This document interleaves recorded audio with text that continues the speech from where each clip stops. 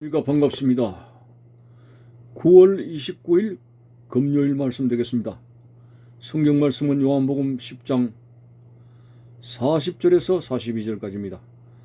다시 요단강 저편 요한이 처음으로 세례 베풀던 곳에 가사 거기 거하시니 많은 사람이 왔다가 말하되 요한은 아무 표적도 행하지 아니하였으나 요한이 이 사람을 가리켜 말한 것은 다 참이라 하더라. 그리하여 거기서 많은 사람이 예수를 믿으니라. 아멘. 무리와 변론을 하셨을 때에 결국 그 무리들이 예수님을 믿지 아니하고 신성모독이라 한다하여 돌로 치르고 했을 때에 예수님은 그곳을 떠났습니다. 오늘 본문에 보니까 다시 요단강 저편 세례 요한이 처음으로 세례를 주던 곳에 가셨습니다. 자, 여기 본문을 보니까 그 불신자들, 믿지 않는 무리를 떠나서 요단강으로 세례 요한이 세례를 베풀던 곳으로 가시게 된 것도 뭔가 구원시키시고자 하는 주님의 뜻이 계신 것이 보입니다. 세례를 베풀던 곳에 가서 거기에 거하시니까 많은 사람들이 이제 세례 요한이 베풀던 그 요단강으로 나오게 된 것이죠. 그때 번쩍 생각납니다. 세례 요한이가 세례를 베풀면서 바로 메시아를 증거했는데 그 세례 요한이 증거했던 말씀이 생각이 나는 거예요. 그래서 요한은 아무 표적도 행하지 아니했지만은 요한이 이 사람을 가리켜서 말한 것은 다 진실되다. 표적을 가지고 뭐 역사한 건 없지만은 가만히 보니까 세례 요한이가 한 이 예수에 대한 말은 정말 참이구나 하는 것이 바로 요단강에 계신 예수님을 보고 세례 요한의 증언이 생각이 번쩍 나서 예수님이 자신이 하신 말씀에 대해서는 비록 강팍하여 거부하고 믿지를 않았지만은 예수님 자신의 증거가 아니라 바로 예수님 자신을 세례 요한이 증거했을 때에 맞아떨어지는 거예요. 이분이 세례 요한이 증거한 이분이 참이구나. 그래가지고 많은 사람이 예수를 믿으니라고 했습니다. 예수님은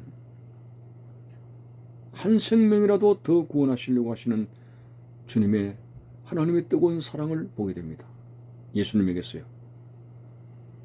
그 무리들에게 정말 돌로 치려함을 당하게 되고 했을 때는 우리 같으면 화가 나고 신경질을 하고 안 믿으려면 치워버리라 이렇게 될 수도 있습니다.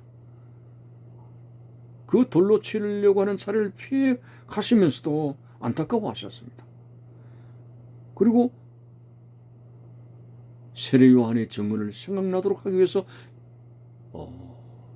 다시 그 요단강으로 계신 것은 많은 사람들이 그 요단강에 왔을 때 갑자기 세례 요한의 증언이 생각났고 말씀을 깨달아지게 되고 세례 요한이 증언했던 예수님을 믿게 되는 결과가 나타났습니다. 이렇게 화난다고 하셔가지고 속상하신다고 해가지고 주님께서 그들을 버리시는 모습이 없습니다.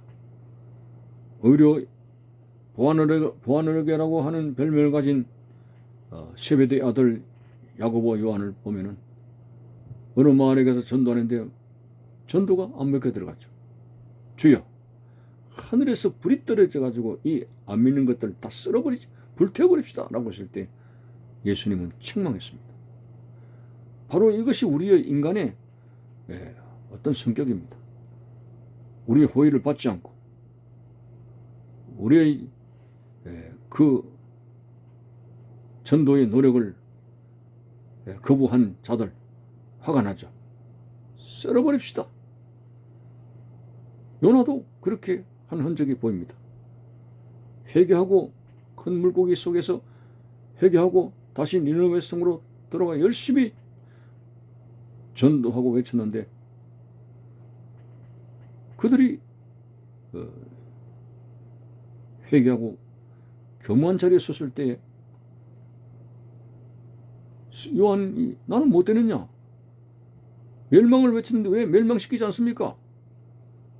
막 이런 식으로 자기의 중심적인 것에 비추어서 하나님의 자비를 그렇게 대들었습니다.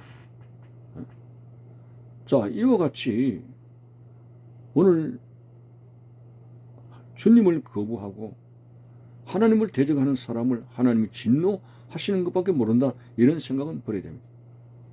그들도 회개해서 언젠가는 하나님 앞에 돌아오기를 기다리고 계시는 것이 누가복음의 탕자의 비유에서도 나타나 있습니다. 집 나간 아들, 에라임만 너는 이제 호적을 파야 되겠다, 절대로 이제 우리 집에 오지 마라, 이런 아버지 심정이 아닙니다. 집 나간 그날부터 동구 밖에 늘 아들을 기다리고 애타는 모습이 바로 탕자의 비유가 아니겠습니까? 우리들이 오늘 교회 밖에 있고 말씀을 거역하고 세상적인 쾌락에 묻어 살아도 언제나 하나님께서는 그들에게는 자비와 사랑이 열려 있습니다. 그리고 우리는 이럴 때 이런 관점에서 예수 그리스도의 재림을 우리가 생각해 봅시다. 아이고 뭐 재림이 이렇게 더디시냐? 바울이 증거하는 데살로니가서에도 보면은 곧 주님이 오실 것으로 천사장의 나팔과 호령과 뭐 이렇게 오신다고 되어 있고, 베드로서도 하늘이 불같이 이제 체질이 풀어지고 아주 급박한 말씀을 하시는데, 그래 2000년의 세월이 지나도록 지금 세상은 보존되고 있는 것입니다. 그래서 이 재림에 대한 말씀은 상징적인 것이거나 우리가 해석을 달리 해야 되겠다는 이런 말까지 나옵니다. 여러분, 베드로 사도가 어떤 사람의 더디다 하는 것처럼 더딘 것이 아닙니다. 무슨 말씀입니까? 한 생명이라도 더 구원에 이를 수 있도록 하나님께서 참으시는 것입니다. 어떤 교회 나가지 않는 사람이 지구의 기후의 환경의 변화를 걱정하는 말을 합니다. 아이고 이번 여름엔 비도 참 많이 없고 많이 덥고 앞으로 더 환경이 파괴되고 더합니다. 더 할 것 같네요. 그러면서 그분이 하는 말이, 우리 때는 괜찮지만은 우리 애들이 이제 크면은 그 미래 시대에 이 환경이 주는 그 고통에 어떻게 살 것인가 하는 그 자기들의 자녀 또는 손녀 손자에 대한 걱정을 하더라고요. 사람도 자기 자녀들에 대한 이런 사랑과 애틋한 마음을 가지거나, 하나님께서 그들이 하나님께 창조한 그 피조물이 아무리 역행하고 있어도 그 독생자 오죽하면 예수님을 이 땅에 보내셨겠습니까? 오죽하면 그 아들 예수님을 버렸겠습니까? 아버지여 아버지여 어찌하여 나를 버리시나이까 라고 절규하지 않았습니까? 버리실 정도로 세상을 이처럼 사랑하시고 당장에 뭐 심판하시고 그런 하나님이 아니라 한 사람이라도 더 돌아오기를 기다리는 측면에서 바울이 말한 베드로가 증언하는 예수님의 재림이 이렇게 2000년의 세월이 되도록 어떤 면에서는 하나님이 인내하셨다는 말씀으로 해석할 수가 있습니다.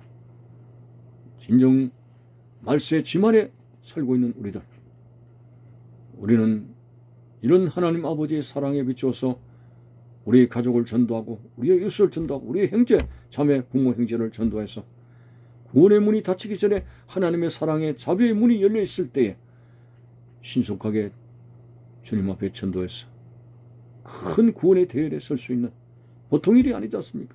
세상에 멸망당하고 그리고 지옥의 엄부에 떨어지는 이 엄청난 일이 생기게 되는데, 이 환난을 피하기 위해서 어서 속히 예수 그리스도의 품 안에 들어올 수 있는 그런 복음 전도가 강렬하게 교회를 통해서 나타났어.